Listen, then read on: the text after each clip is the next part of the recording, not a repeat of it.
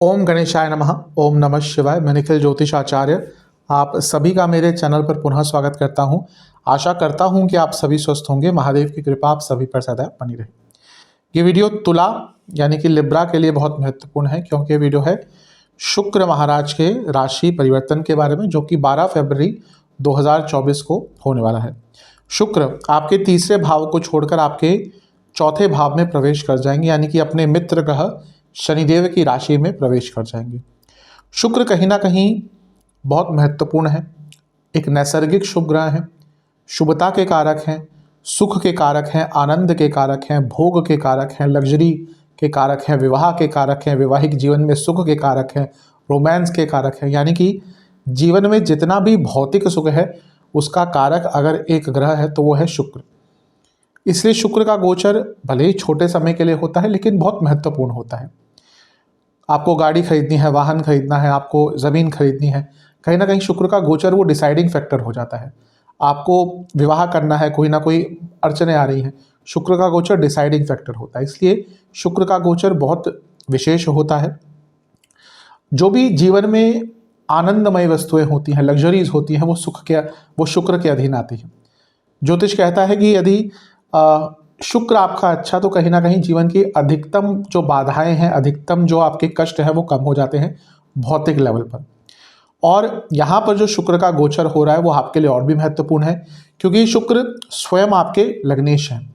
इसके साथ ही शुक्र यहाँ पर युति बनाकर बैठेंगे पूरा अपने इस कालखंड में मंगल के साथ। और जो मंगल इस समय क्योंकि उच्च के हैं, तो उनका प्रभाव भी शुक्र के ऊपर बहुत रहेगा।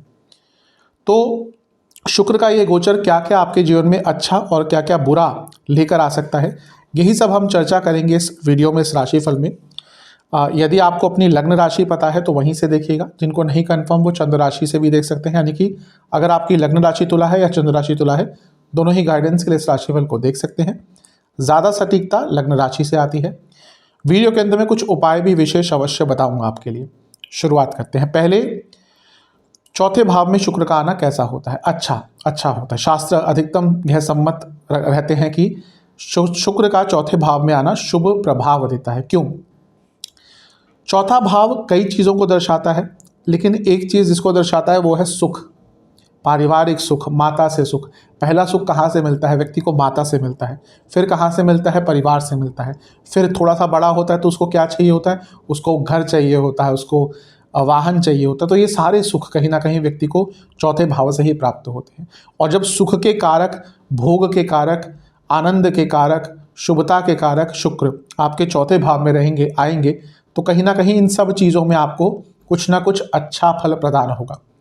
शास्त्र कहते हैं कि शुक्र का चौथे भाव में आना शुभता की वृद्धि करता है, अपने जीवन में भी, अपनों के जीवन में भी। यानी कि आपको भी यहाँ पे कुछ अच्छा प्राप्त होगा, आपके घर वालों को भी यहाँ पे कुछ अच्छा प्राप्त होगा। ये जो चौथा भाव है माता का है, तो माता अगर आपकी काम करती है तो उनके लिए ये कहीं ना कहीं एक अच्छा प्रभाव देने वाला गोचर हो सकता है। उनकी सैलरी आदि, उनका पैसा आदि यहाँ पर बढ़ सकता है। ये फैमिली का स्थान है, यानी कि आपके फैमिली में कुछ ना कुछ शुभ होगा। इसके साथ ही जब हम शुक्र के गोचर की बात करते हैं और चौथे भाव की बात करते हैं, यानी कि जीवन में खुशियाँ आएंगी, भौतिक खुशियाँ हो, इवन इमोशनल लेवल पर शुक्र का चौथे घर में आना खुशियाँ प्रदान अवश्य करता है। व्यक्ति खुश रहता है, खुश रहना चाहता है, अपने आप को भी खुश करता है और अपनों को भी खुश करता है। इसलिए शुक्र का चौथे भाव में गोचर कहीं ना कहीं अच्छा, कहीं ना कहीं शुभ काफ़ी बताया गया है। वाहन खरीदना चाहते हैं, अच्छा समय है। प्रॉपर्टी खरीदना चाहते हैं, अच्छा समय है। इसके साथ ही अपने प्रॉपर्टी को या अपने घर को रेनोवेट कराना चाहते हैं। बहुत लोग होंगे तुला वाले जो अब या तो ऑलरेडी शुरू कर चुके होंगे या इस समय में अपने घर में कुछ ना कुछ रेनोवेशन आदि करवाएंगे। तो इन सब चीज़ों के लिए भी, इन सब भौतिक सुखों के लिए भी शुक्र का गोचर आपके लिए बहुत शुभता यहाँ पर प्रदान कर रहा है। चौथे घर में आकर शुक्र कहीं ना कहीं आनंदमय हो जाते हैं, इसलिए उनका चौथे घर का गोचर बहुत लाभप्रद, बहुत सुख देने वाला बताया गया है। तो शुक्र जब चौथे घर में आएंगे, आपके जीवन में कई प्रकार का सकारात्मक रिजल्ट आपको देखने को मिलेंगे। धन कारक अवश्य होते हैं, यानी कि जब तो आपके शुक्र चौथे भाव में आएंगे तो आपका पर्सनल धन भी यहाँ पर बढ़ता हुआ दिख रहा है। फैमिली को तो लाभ होगा ही, आपको भी यहाँ पर लाभ होगा। इसके साथ ही यदि हम देखें यहाँ पर शुक्र मंगल के साथ भी है और मंगल ये उच्च के हैं और मंगल अभी रिसेंटली मैंने वीडियो बनाई ही थी, मंगल अपने आप में प्रॉपर्टी के रियल एस्टेट के कारक हैं।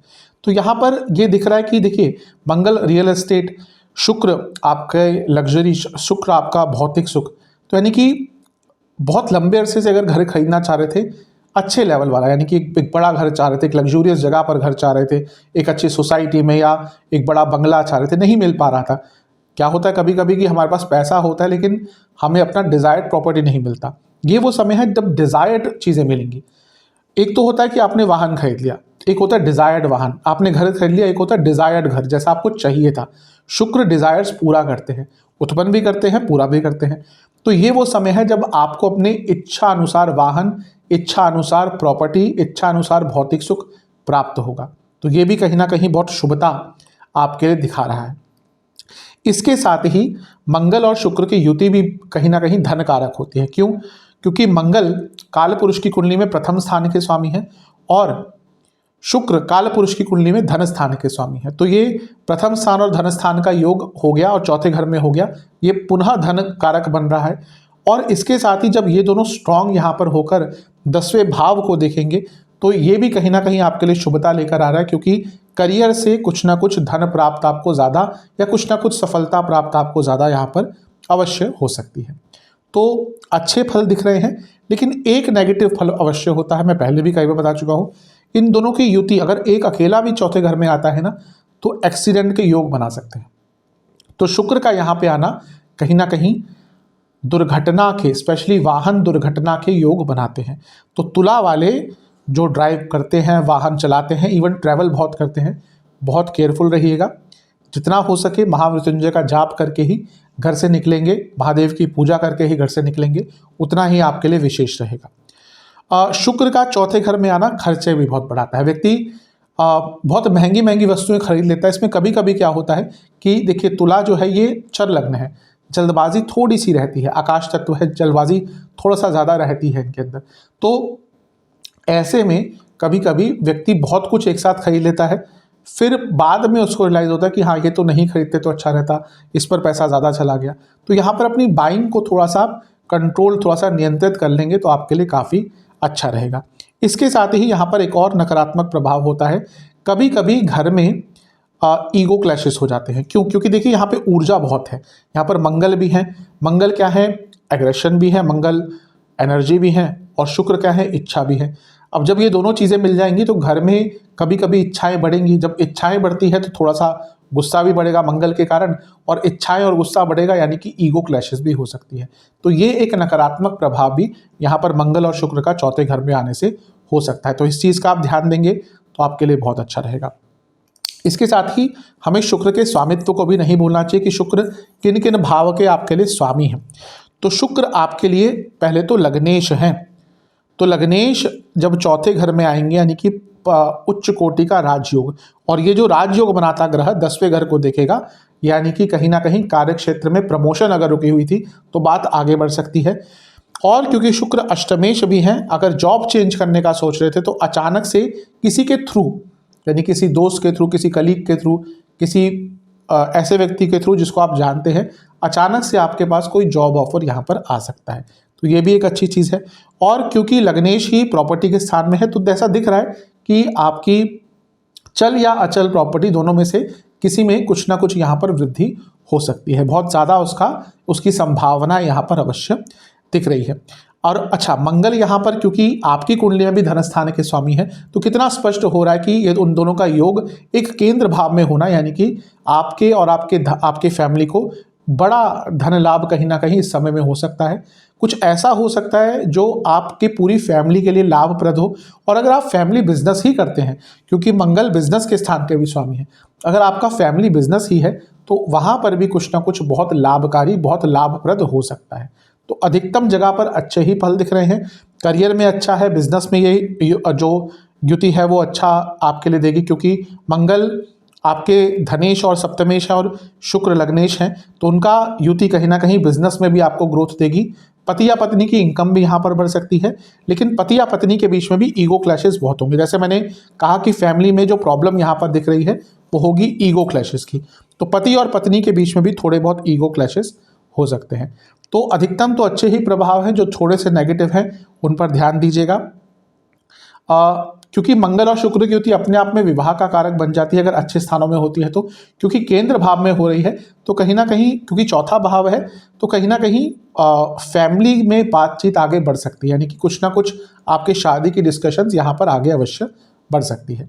रोग की बात करें तो चौथे घर के शुक्र कफ रोग बहुत देते हैं, छाती के रोग बहुत देते हैं, सांसों के रोग बहुत, सांसों से संबंधित रोग बहुत देते हैं, दांतों और आंखों के विकार देते हैं, और इसके साथ ही हृदय संबंधित भी अगर आपको कोई रोग है तो यहाँ पर बहुत केयरफुल आपको रहना पड़ेगा। उपाय क्या करना है, आपको केसर युक्त और पंचमेवे युक्त खीर का भोग लगाना है लक्ष्मी माता को। भोग लगाने से पहले 2 घी के दिए अर्पण करने हैं, जिसमें कुछ अक्षत आपको डालने हैं, फिर भोग लगाना है, फिर लक्ष्मी चालीसा का 2 बार पाठ करना है।